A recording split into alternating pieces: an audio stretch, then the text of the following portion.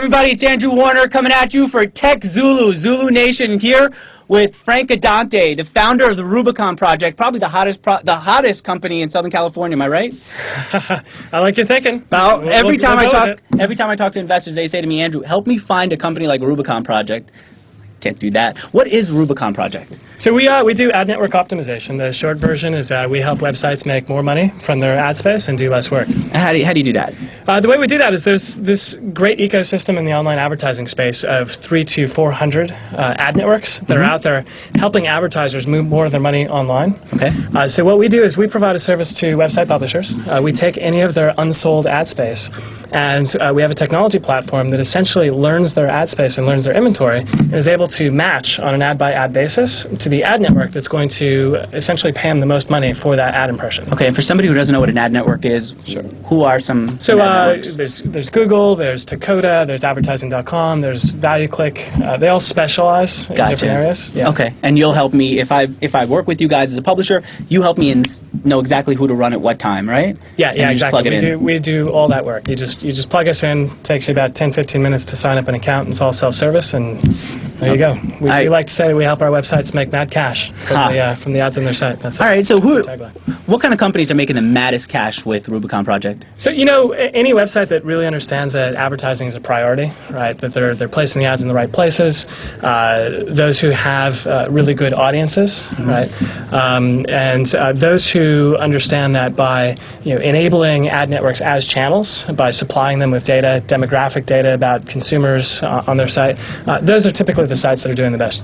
Okay, so you're saying right away when you start out, you need to think about making money with your website, right? You don't want a person who's thinking about gardening first and then how to optimize their site later? No, I mean, websites should be in the business of being great publishers and acquiring audiences, right? But as part of that, I think they need to understand that they need to make money somehow, right? So the websites that understand that and the websites that are saying, hey, look, I'm going to attract the type of audience that's going to be attractive to advertisers, they're typically, of course, going to see higher rates because that audience then becomes something that converts better for those advertisers. Okay. And how old the company, you guys? We're a little bit over a year old. Yeah, it's been a pretty fast growth for us. How many people do you have here? I'm watching an office full of people, and they're all. One of the great things about Rubicon Project, if you guys are ever at a party with the Rubicon Project person, or you know that they're there because you guys are always walking around in the shirts, the sweatshirts, everything, right? It's a team, man. We're wearing our team uniforms.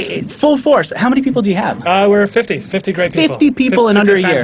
How are you finding 50 people to come and populate this company? A lot of them were people that we worked with before. So I've started a number of companies, a few of them in Southern California. So we sort of brought the band back together from a previous company, and that has certainly helped because they've gone out to other companies that are bringing in their friends. So a lot of it's just really through internal referrals. Okay, and that's actually why a lot of investors say to me, find me somebody like Frank, because this isn't your first company. What else have you done? So I started 5 companies prior. 5. Sold 2. Wait. When you say 5, one of them like a lemonade stand in high school, or no? This is real businesses. It was a cookie stand, but cookie stand. All right. No. So real businesses. So sold 2, took 1 public. 1 failed in 2001. It was a wireless company. My last company was a company called Strongmail Systems, which I started here in Southern California. Okay. Raised some money from Sequoia Capital, moved up to Silicon Valley, spent 2 years there, moved back down here. But first company I started was one of the first search engines on the internet. I saw that, 1995? It was 96. 96. Yeah. There was something for you to actually search in 1996? There was. I think there were a whole 20 sites on the internet. Right, okay. No. The idea is that we'd go build a card catalog for the internet. It was pre-Google. Yahoo was a competitor. We didn't even know they existed. It was fun times. We were number 7 on the top 10. Okay. And we eventually sold that company to CMGI. Okay. And then later started one of the first ad servers and one of the first ad networks on the internet. The company was called L90, product was called Ad Monitor. Pretty fast ramp, we grew, took that company public, and then ultimately sold it to DoubleClick. And the team that had built Ad Monitor for me is the team that I started the Rubicon project with. So that's part of the reason that's how you're finding so many good people. Gotcha. And can you give me some metrics on the progress? Give me numbers. Yeah, no, we love numbers. We're incredibly metrics-driven. Yeah, actually, you know what? Walking in, we're at a party here at the Rubicon Project. Walking in here, the first thing that I saw was a stack of numbers on a screen. Yep. Dollars, cents, numbers of publishers. So, sorry, you were telling me the numbers. What are some of the numbers? Yeah, no, it's interesting you mentioned that. We sort of look at this space as someone who needed to come in and automate the online advertising space, because it's a space that's been primarily driven by people powered by Excel spreadsheets. So we talk all the time about technology and metrics and sort of like creating this NASDAQ system for the internet. And that's why you see all sorts of numbers around the office. But yeah, over the past year, we launched our products about 6 months ago. We've grown incredibly fast. We now have over 2,000 customers. We've optimized about 25 billion ads across 150 of but 2,000 customers means 2,000 publishers. Yes. You've identified 2,000 publishers who signed up with your network. They're giving you their tax ID number and all that. 2,000 of them. 2,000. Wow. Yep. Okay. Yep. All right. So yeah, 2,000 publishers, 25 billion ads. Okay. We've optimized. How about dollars and cents? How much? Well, can you say? we can't disclose you can't that. say We're that. Still a private company. All right, but you do send check. You don't even send checks out to we your send publishers. checks. Yeah, you do. we send checks. We send out 2,000 checks. So Google sends you a check, and then you send. So all these different ad networks that are out there, Uh-huh. part of the challenge with working with multiple ad networks is that they're all sending you different checks. Sometimes they're in euros, sometimes they're in dollars, sometimes they're in yen, sometimes there are different payment policies and different formats and that kind of stuff, and we consolidate that all into one place. But the last stat that was pretty interesting is we now start to track our uniques. So how many internet users do we reach on a monthly basis? Okay, how many you touch? And that number is now 165 million. So we touch more people on a monthly basis than Facebook or MySpace.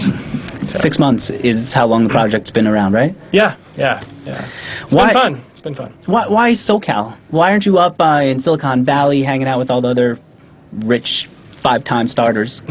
It's 5 startups. It's the people. You know, this is by far the strongest team that I've worked with. Just all good people, all really passionate. You know, proud of what they do. All just extreme competitors, and externally, not internally, and they just work really well together. So a lot of loyalty in Southern California. A lot of great talent, a lot of creativity, and I think that's one of the reasons that we've been able to move so fast. All right. What about everybody now today seems to be creating the next ad network? What are you going to do with all these competitors? They're not competitors. They're not competitors. No, Why? they contribute to the feed into you. Yeah. I so see. it's good for the industry as a whole, right? So we're in a space where 33% of consumer time is now spent online, yet only 7% of advertising budgets, right? So that means that advertisers are spending money in places where eyeballs aren't.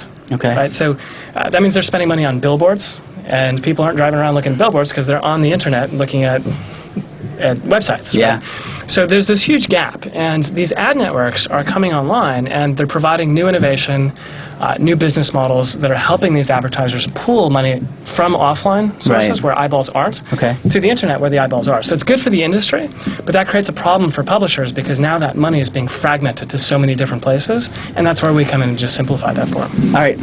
One last thing. I've been reading your blog, and one of the things you say on you talk a lot about building a company fast, and that there's going to be some waste in it, that there are going to be some things that other people think are wasteful, but you realize the value of. We've got a party here. This is a wonderful party. Great food. Every time that guy pops around with the little burgers, I stop him and grab him. Incredible drinks. How?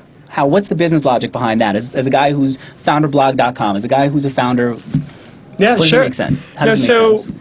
So I told you I started a company here, right? And I had to move it up to Silicon Valley. We're talking about Strongmail, right? Took that up, Yeah, so the reason I had to move the company is because I couldn't find the talent that I needed to grow the company here in Southern California, and this was about 5 years ago. And as soon as I left, I was like, I never want to have to do that again. And I went up to Silicon Valley, learned a lot. It's very connected up there. There's lots of events, everyone's mingling, everyone knows everyone, right? And we didn't have that down here in Southern California. So as I made my way back, I said, I want to help encourage that type of ecosystem here. And I think it'll be good for Southern California as a whole. And if it's good for Southern California, of course we're going to benefit from that. And that's the business logic. I see. So you're helping all of us grow here in Southern California, and we're helping you by coming and getting to know you. Yeah. Yeah, all right. I mean, we've gotten customers from it, we've gotten partners from it, we've got employees from it, and that's good for us. But what we've also found, which is really interesting, is that our customers are doing deals with other customers. They're growing their websites, which is growing their traffic, which is good for, again, Southern California business as a whole. But indirectly, we're benefiting. Thank you, Frank Addante from the Rubicon Project, and this is Andrew Warner of Mixergy signing off for TechZulu.com.